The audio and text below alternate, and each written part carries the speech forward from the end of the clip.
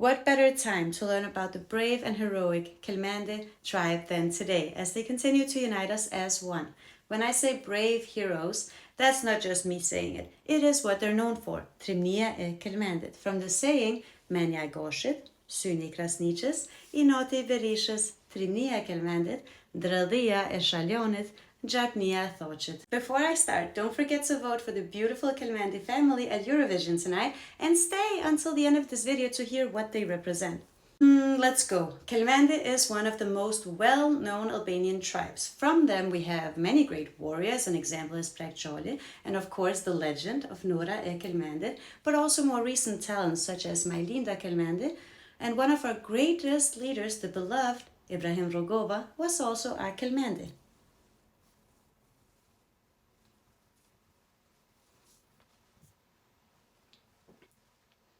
They originated obviously from the historical Kelmendi region in Malzia, and their tribe has a rich history dating back to the 14th century according to documentation, but they're probably much older than that. By the way, this book is really great for the various tribes. So is this book. I don't know where it is right now, but it's really good. And everything I'm saying is from these two books, as well as from what older Albanians have taught me. I'm not going to be able to talk about everything, but everything I missed, just put it in the comments. They were a notoriously Catholic tribe, many of them still are, and their patron saint is the Virgin Mary, which they call Zoja e Kelmendit, Our Lady of Kelmendit. They are known for their fierce resistance to the Ottoman Empire, and because of their strategic and isolated location in the highlands, the Ottomans were never able to fully control them.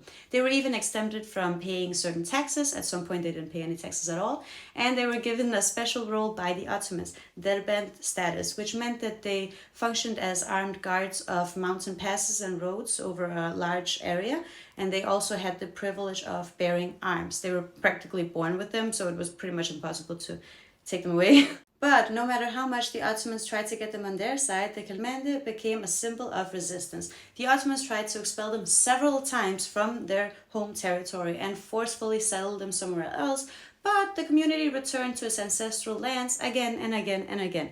Their many extensive battles, revolts, and raids against the Ottomans reached as far as Bosnia and Bulgaria and are legendary. They also teamed up with the other tribes several times to secure our autonomy, for example in 1613 with the Union of the Mountains.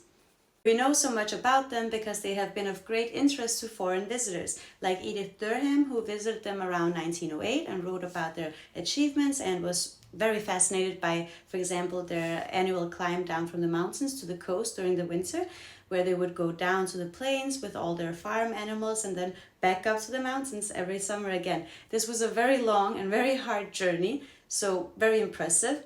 And what they were also known for is their hospitality and adherence to the Canon law. Baron Nopcha visited them in 1905, and during his travels he stopped at a house and asked for water. The owner of the house gave him a bowl of yogurt instead, which he drank with great pleasure. But then the owner's brother arrived, also tired from a long journey, and he asked for yogurt but found an empty bowl. And Nopcha felt really bad, but to his surprise, the brother was super grateful because he had arrived later and thus spared the family of the embarrassment of leaving your guest empty-handed. This incident left a deep impression on Baron Nopcha, who wrote about it, and also was a very interesting figure in himself. I'll talk about him some other time. By the 17th century, they had grown so much in numbers and strength that their name was sometimes used for all tribes of northern Albania and Montenegro, although this was far from the truth. There was a lot of tribes even at that time. But in 1614, the Venetian writer Marino Bolizza reported that the Kelmendi consisted of 187 households with 650 armed men. He described them as tough, unyielding, and daring. But then in a report from 1634, the bishop George Borde reported that Kelmendi consisted of 300 households and 3,200 people. A more reliable number we have is from the first population census conducted in Albania in 1918 under the Austro-Hungarian administration. The statistics at that time were that there were 779 households with a total of 4,679 residents. Very impressive. The Kelmendis farming along the coast, as well as their contacts and connections with the outside world, helped them to achieve much intellectual progress as well. Most of them learned to read and write in the early 20th century without attending school, not because they didn't want to, but actually they rebelled for it several times. They were also vital for our fight for independence, for example, in this battle, and have suffered much for our freedom as well, including during the communist regime of Enver Hoxha. Yet they've continued to fight, even when they were close to starvation.